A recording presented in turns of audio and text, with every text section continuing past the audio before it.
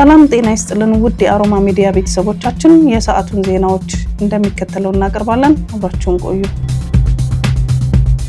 ዓለም አቀፉ የገንዘብ ተቋም ለኢትዮጵያ የ$261 ሚሊዮን ብድር ለመልቀቅ ተስማማ። የገንዘብ ተቋሙና የኢትዮጵያ አመራሮች የአራቱን ዓመት የ$3.4 ቢሊዮን የተራዘመ የብድር ማዕቀፍ በተመለከተ አራተኛውን ግምገማ አድርገው ስምምነት ላይ ደርሰዋል። በአመራሮቹ ደረጃ የተደረሰው ስምምነት ተከትሎም ኢትዮጵያ ከተቋሙ የ$261 ሚሊዮን ብድር ይለቀቅላታል ተብሎ ይጠበቃል። በሐምሌ ወር 2016 ስምምነቱ ከተጀመረ በኋላ ጥሩ የማይክሮ ኢኮኖሚክስ ውጤቶች እየታዩ ነው ያለው ተቋሙ ከፈረንጆቹ 2024 አጋማሽ ጀምሮ በወርቅ፣ ኤሌክትሪክ፣ ግብርና ምርቶች የታገዘ ፈጣን እድገት እየተመዘገበ ነው ተብሏል። IMF የዋጋ ንረት ቀንሷል፣ የመንግስት ገቢ ጨምሯል፣ እንዲሁም ለውጭ የሚቀርበው ምርትም አድጓል ብሏል። ጠንካራ የገንዘብ ፖሊሲ የዋጋ መረጋጋትን ለማምጣት ቁልፍ ነው ያለው የገንዘብ ተቋሙ የውጭ ምንዛሬ ገበያው ላይ ውድድርና አገልግሎትን ለማሻሻል ቀሪ ስራዎች ያስፈልጋሉም ብለዋል። የገንዘቡ ተቋም የ$261 ሚሊዮን ብድር የሚለቀቀው የተቋሙ ቦርድ ሲያጸድቀው ሲሆን ብድሩ በቦርዱ ጸድቆ ሲለቀቅ በዚህ የብድር ማዕቀፍ ስር ለኢትዮጵያ እስካሁን የተሰጣትን ብድር $2.134 ቢሊዮን ያደርሰዋል። አትላንቲክ የጦር ጥምረት ዋና ጸሐፊ ማርክ ሩቶ ሩሲያ በቀጣይ ኢላማ ልታደርገን ተዘጋጅታለች አሉ። የህብረቱ አባል ሀገራት አስቸኳይ ድርጊት የማይወስዱ ከሆነ የወደፊቱ መንገዳችን አደጋን የተላበሰ ነው ሲሉ አክለዋል። ሩቶ በጀርመን በርሊን ባሰሙት ንግግር አሁን ኃይላቸውን የማጠናከር ጊዜ እንጂ የደስታ ጊዜ የምናሳልፍበት ሲሉ ተደምጠዋል። ዛሬ ከፊታችሁ የቆምኩት ኔቶ የተረጋገጠበትን አደጋና ጦርነት ከመጀመሩ በፊት እንዴት ማስቆም እንዳለብን ለማሳወቅ ነው ያሉት ዋና ጸሐፊው ከባድ ጥቃት ከሩሲያ ተደግሶልናል ብለዋል። አንዳንዶቹ አስቸኳይ የተረዱ አልመሰለኝም፣ ሌሎች ደግሞ ጊዜ ከኛ ጋር እንደሆነ ያስባሉ፣ ግን አይደለም፣ የድርጊት ጊዜ አሁን ነው ሲሉ አስጠንቅቀዋል።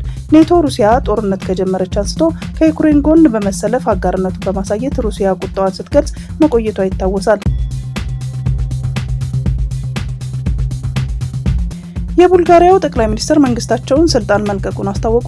የቡልጋሪያ መንግስት ስልጣን ከያዘ አንድ ዓመት እንኳን ሳይሞላ በዛሬው ዕለት በፈቃዱ መልቀቁን ይፋ አድርጓል። የጠቅላይ ሚኒስትር ሮሰን ዤሌያኮቭ መንግስት ላይ መጠነ ሰፊ ተቃውሞ የተነሳው የሚቀጥለውን ዓመት በጀት በተመለከተ ባቀረበው ረቂቅ እቅድ ላይ ነበር። ጠቅላይ ሚኒስትሩ ያጋጠማቸውን ተቃውሞ መሰረት በማድረግ ባለፈው ሳምንት እቅዱን ሙሉ በሙሉ ውድቅ ማድረጋቸውን ቢያስታውቁም ህዝባዊ ቁጣው ግን ሊበርድ አልቻለም። መንግስታቸው ሙስናን ለመከላከል ምንም አይነት ጥረት እንደማያደርጉም የገለጹት ተቃዋሚዎቹ በትናንትናው ዕለት በአደባባይ ላይ መጠነ ሰፊ ተቃውሞ ሲያሰሙ ውለዋል። ሰልፈኞቹ ከ10,000 በላይ እንደሚሆኑም የጠቀሱት ዘገባው ጥያቄያቸውም ጠቅላይ ሚኒስትሩ ስልጣን ይልቀቁ የሚል እንደነበረም አስታውቀዋል። ጠቅላይ ሚኒስትር ዤሌያኮቭ ዛሬ ጋዜጠኞችን ጠርተው የኔን ስልጣን መልቀቅ እየጠየቀ ያለው በሁሉም እድሜ፣ ዝርያና ሃይማኖት ውስጥ ያለ ህዝብ ነው። ይህንን ህዝባዊ ጥያቄ በአግባቡ መመለስና መደገፍ ስልጣኔ ይመስለኛል ካሉ በኋላ ስልጣን መልቀቃቸውን በይፋ አውጀዋል። ሰሊጥ የጫነው መኪና መቃጠሉ ተሰማ። የሹፌሮች አንደበት እንደተገለጸው ይህ ድርጊት የተፈጸመው ታህሳስ 1 ቀን 2018 ዓ.ም ነው። በጎንደር አዲስ ዘመን ባለው መንገድ ላይ በሰባና አርኖ መካከል ይህ ቃጠሎ መፈጸሙን ያስታወቀው ዘገባው የጭነት መኪናው ከያዘው ሰሊጥ ጋር ሙሉ በሙሉ መንደዱን አስረድቷል። እንደ ዘገባው ይህ የተቃጠለው መኪና በደባርቅ የሚገኝ አንድ ግለሰብ ሲሆን ሰሊጡም የግል ነው። የተቃጠለው መኪና ዋጋ ወደ 15 ሚሊዮን ብር የሚገመትና የጫነው ሰሊጥ ደግሞ 8 ሚሊዮን ብር እንደሚሆን ገልጾ በዚህ ቃጠሎ ቢያንስ 23 ሚሊዮን ብር የሚደርስ ውድመት በግለሰቦች ሀብት ላይ እንደደረሰ አስረድቷል።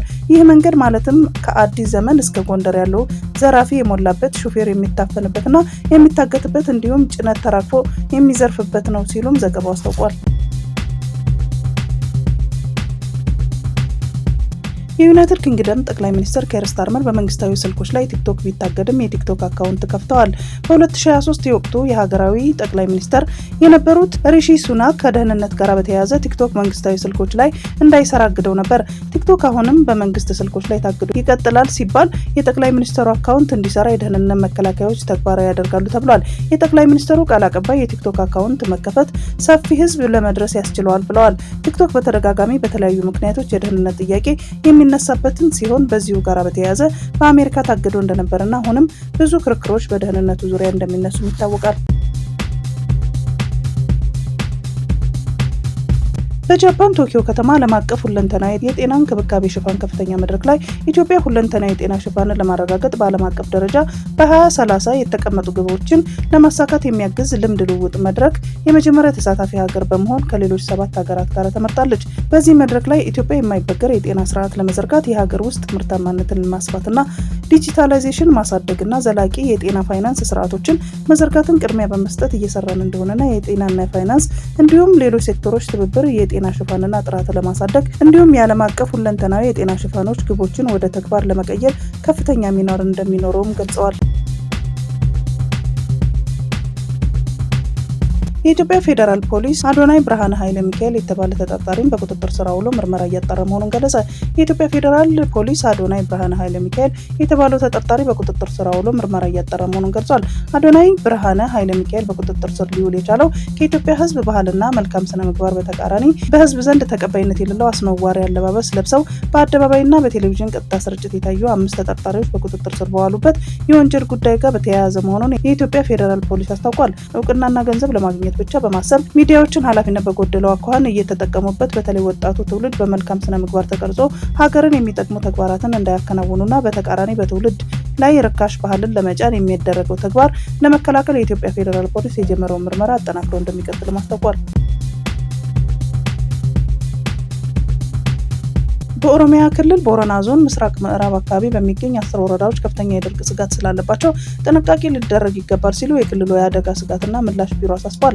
የቢሮው የቅድመ ማስጠንቀቂያ ኃላፊ አቶ ጥበቡ ኩምሳ ከኢትዮጵያ ሜትሮሎጂ ኢንስቲትዩት ኤጀንሲ በተገኘ የቅድመ ማስጠንቀቂያ ትንበያ መሰረት ድርቁ የሚያስከትለው አደጋ ለመቀነስ የዝግጅት ስራ እየተሰራ ነው ሲሉም ተናግረዋል። ከዚህ በፊት በ2014 እና በ2015 ዓ.ም በተከሰተው ከፍተኛ ድርቅ 3.4 ሚሊዮን እንስሳት ህይወታቸው ማለፉን ያስታወሱት አቶ ጥበቡ በተለይም ከዚህ በፊት የነበረውን የውሃና የእንስሳት መኖ እጥረት እንዳይከሰት ከተለያዩ ባለድርሻ አካላት ጋር በመሆን የቅድመ ማስጠንቀቂያ ስራዎች ላይ እየተሰሩ መሆኑን አብራርተዋል። በተጨማሪም ከዞንና ከወረዳ አስተዳደሮች ጋር በመተባበር የውሃ ፓምፖችና የጉድጓድ ውሃ የማዘጋጀት ስራ እየተሰራ መሆኑን ኃላፊው ጠቁመዋል።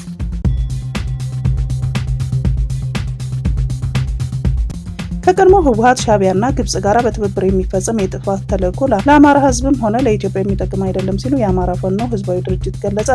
የአማራ ፋኖ ህዝባዊ ድርጅት ኃላፊ የሰላም ስምምነቱን አስመልክተው ዛሬ መግለጫ ሰጥተዋል። የአማራ ፋኖ ህዝባዊ ድርጅት የጎጃም ዕዝ የፋይናንስ ኃላፊ ክፍለ ዓለሙ ከቀድሞ ህወሓት ሻዕቢያና ግብጽ ጋር በመተባበር የሚፈጽመውን የጥፋት ተልዕኮ ለአማራ ህዝብም ሆነ ለኢትዮጵያ የሚጠቅም አይደለም ብለዋል። ህዝባችን ከዚህ በላይ ጦርነት መሸከም አይችልም ያሉት ኃላፊው ድርጅቱ ኢትዮጵያን ጥለው ከሻዕቢያና ከግብጽ ጋር በመተባበር ሀገርን ለመበተን ከሚፈልጉ ኃይሎች ጋር መስራት እንደማይፈልግም ተናግረዋል። በአማራ ክልል መንግስትና በድርጅቱ መካከል የተፈረመው የሰላም ስምምነት የአማራ ህዝብን ክብርና የኢትዮጵያ ብሔራዊ ጥቅምን ባስጠበቀ መንገድ የተከናወነ መሆኑን ገልጸዋል። በሰላም ስምምነቱ ድርጅቱ የተሳሳተውን የውክልና ጦርነት በመተው ትክክለኛውን የሰላም አማራጭ መከተሉን ተናግረዋል። ሌሎች የታጠቁ አካላትም የሀገርና የህዝብ ጥቅምን በሚያስከብር አግባብ የሰላም አማራጭን እንዲቀበሉ መልእክት አስተላልፈዋል። ሜሮን መብራቱ የተባለች ወጣትን የገደለ ወንጀለኛ በእድሜ ልክ ጽኑ እስራት ተቀጣ። የፍርድ ውሳኔው ከ3 ዓመት በላይ ጊዜ ፈጅቷል። የ23 ዓመቷ ሜሮን መብራቱ የካቲት 18 ቀን 2015 ዓ.ም በመቀሌ የአውቶቡስ መናኸሪያ አካባቢ በባጃጅ ተገድላ ተጥላ የተገኘችው በግድያው ተጠርጥሮ ክስ የተመሰረተበት በላይ ጸጋ የተባለ ግለሰብ ነው። ጉዳዩን የያዘው የመቀሌ ማዕከላዊ ፍርድ ቤት በወጣት ሜሮን መብራቱ ግድያ የተከሰሰውን ግለሰብ ወንጀለኛነቱን አረጋግጦ ሐሙስ ታህሳስ 2 ቀን 2018 ዓ.ም የፍርድ ውሳኔ ሰጥቷል።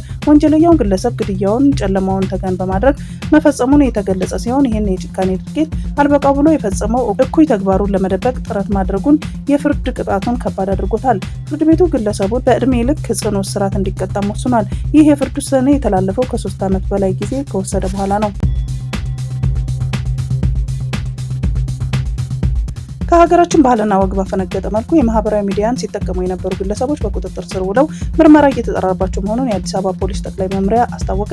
ከማህበራዊ ሚዲያ ፕላትፎርም አንዱ የሆነው ቲክቶክ በመጠቀም በሀገራችን ባህልና ወግ ያፈነገጡ መልእክቶችና ምስሎችን ሲያስተላልፉ የነበሩ ግለሰቦችን በቁጥጥር ስር በማዋል ምርመራ እየተጠራባቸው ይገኛል። በቲክቶክ ስሙ ሊል ጃያ ወይም ወይጓርኮት ወይዋልና ከእርሱ ጋር ያልተገባ አጸያፊ ድርጊት ስትፈጽም የነበረችው ከሊሌ ጊቡ አያና የተባሉ ግለሰቦች የቲክቶክ አካውንት በመጠቀም ለመልካም ጸባይና ስነ ምግባር ተቃራኒ የሆነ መልእክትና ተንቀሳቃሽ ምስልን በቀጥታ ሲያስተላልፉ በመገኘታቸው ታህሳስ 2 ቀን 2018 ዓ.ም በለሚኩራ ክፍለ ከተማ ወረዳ 9 ልዩ ቦታው ፍሊንትስቶን ሆም ከሚባለው ቦታ በቁጥጥር ስር ውለዋል። በተመሳሳይ በቲክቶክ ስሙ ፕሬዚዳንት ማሜ ወይም ባህሩዲን ሙሰማ ከሀገራችን ባህል ወግ ያፈነገጡ መልእክቶችን ሲያስተላልፍ በቦሌ ክፍለ ከተማ ወረዳ 1 ልዩ ቦታው ቦሌ ሚካኤል ጃፋር መስጊድ አካባቢ በቁጥጥር ስር ውሏል።